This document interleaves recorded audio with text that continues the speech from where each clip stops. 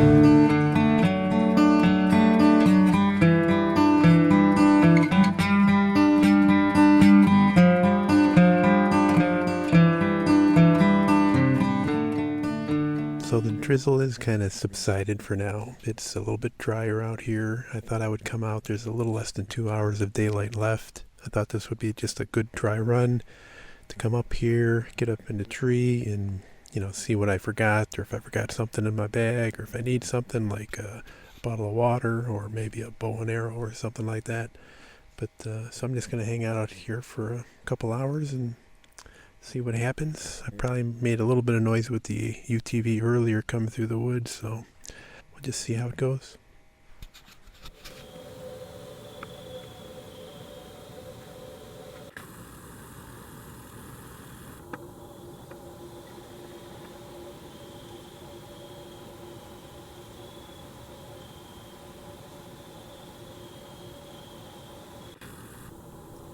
I think my Reese's peanut butter cups might be giving me away. But if this was one of those sportsman hunting shows, it might go like this.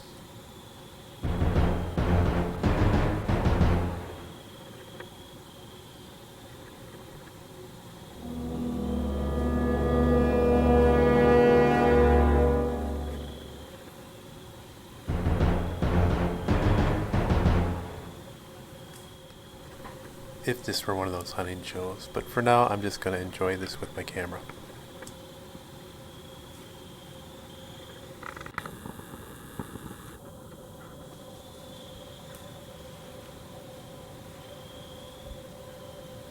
Not too much activity this evening. When I was going down the hill just before nightfall, I took a little ride across the street and there were 10 deer out in the field just across from our cabin. So they're out there.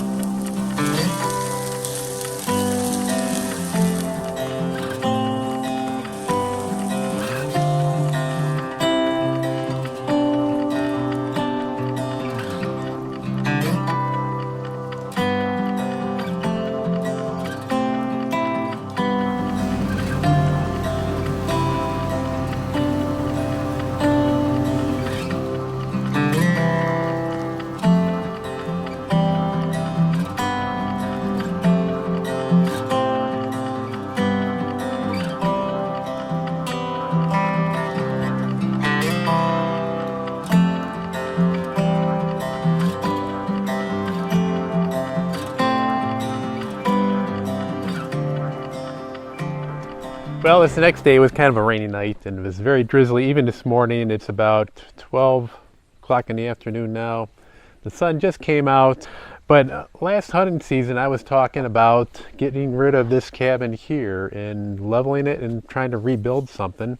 And if you watched that video, I went through the many options that we had and the plans that I kind of had in mind of doing it, but that kind of fell through with shortage of lumber and the skyrocketing prices of materials, and there was a shortage of trying to find a builder to build it. So things did not work out for us. Of course, we still have it as is. We're going to go through this hunting season with it, and I'm a little perplexed on how to move forward here, just what we should do at this place. We just put a down payment on a RV / camper trailer, and we're going to get that sometime in the spring. So we're going to be traveling a little bit. So now I don't know if I want to really be in the middle of this project and when we get this RV to come in. Our plans with the RV was to start traveling as much as we could with it for the next couple of years and then maybe turn around and sell it. So we might be gone 2-3 weeks at a time, maybe a month at a time. But now that raises another interesting thought with, well, if we do have this trailer, maybe I could start leveling this myself and just kind of pick away at it, gut the inside out, eventually demolish the whole thing. And I got the camper trailer to stay in the meantime. A couple logistics with that though is if I want to bring that camper trailer down here, where do I park it? I got a very steep driveway coming up on both ends, so I don't know if I could get it up here with my truck. I know that when I bring my tractor down and I have it on a 20-foot trailer, there's no way I could get it up here. We always park it down below or down in the field next door and unload it, bring it up here and leave the trailer down below.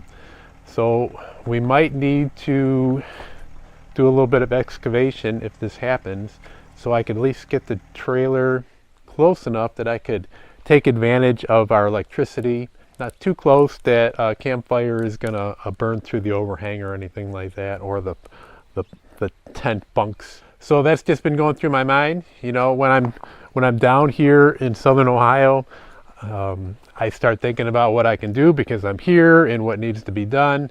And then when I'm back up in northern Ohio at home doing other projects, this place is kind of out of sight, out of mind. So I'm kind of juggling just how much I want to do down here, how much money I want to spend down here. It's really kind of a dilemma. This is a county where it's not the most affluent county down in here in southern Ohio. It's a little bit on the depressed side. So I don't want to put a lot of money into a cabin that I might not be able to get out, or just make it too nice for the area. So a lot of things going on up here, especially every time when I'm down here looking around at what needs to be done. But if we did level it and I did have this camper, I'd try to figure out a way that I could park it over here somewhere. This way I don't have to come up the full driveway on either side because it's a little steep, and I could probably get away with leveling this area out a little bit better. Maybe we'd have to put a little accessory drive over here just so we can get it in. So a few things to think about, and I'll kind of show you where I'd want to park this in relation to where the cabin is.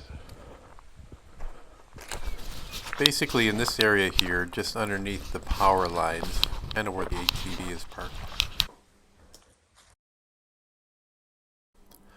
We're also still looking at other options of getting something pre-built, from shacks to maybe a trailer. And if you watched in some earlier episodes, we went to some prefab homes. Some of these are very nice. This trailer here, very nice. It would probably suit our needs, but when you're talking more than 2 people, it could be a little cramped. This is about $58,000 as is. They said you could put it on a foundation. Right now it's going to come as a trailer. It's going to have axles underneath and wheels. So if you take that $58,000 and then start adding up building a foundation, all the prep work, you're still going to need to attach utilities somehow. I doubt my composting toilet would go that well in here, so we're talking maybe putting a septic system in now. Possibly drilling a well. Needless to say, there's no clear plan on accomplishing this right now. And a lot of times things just that weren't on the radar all automatically just show up and appear out of nowhere. Kind of like when we bought the cabin in Tennessee, and kind of like when we got this camper recently. So we'll see what's going to happen down the road. Is that bedroom big enough for Don? No. Sure it is. Things have dried out a little bit, so I'm going to go up on top of the hill and have a nice evening in the woods.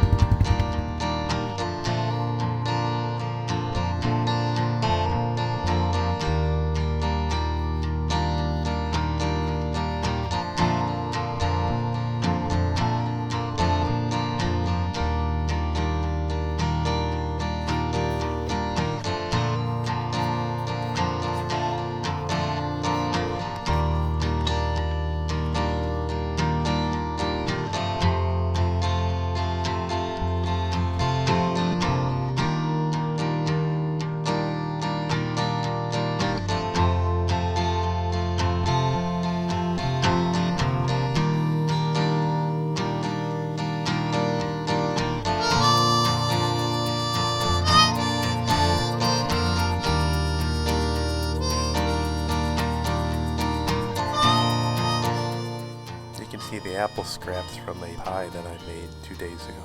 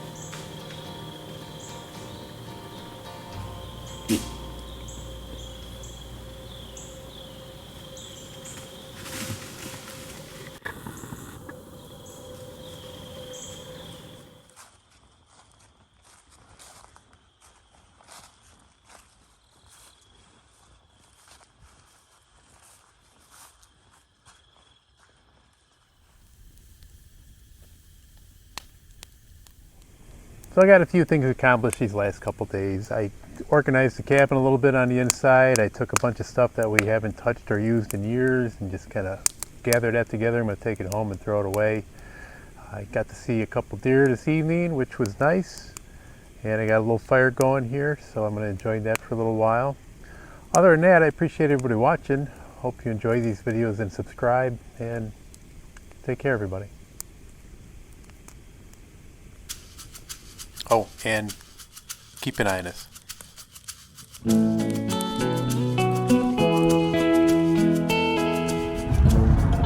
Looks like this guy managed to bag a deer somewhere. It's got a nice rack on it. I can't count the points, but at least he's not doing the drive of shame empty-handed in the back of his bed.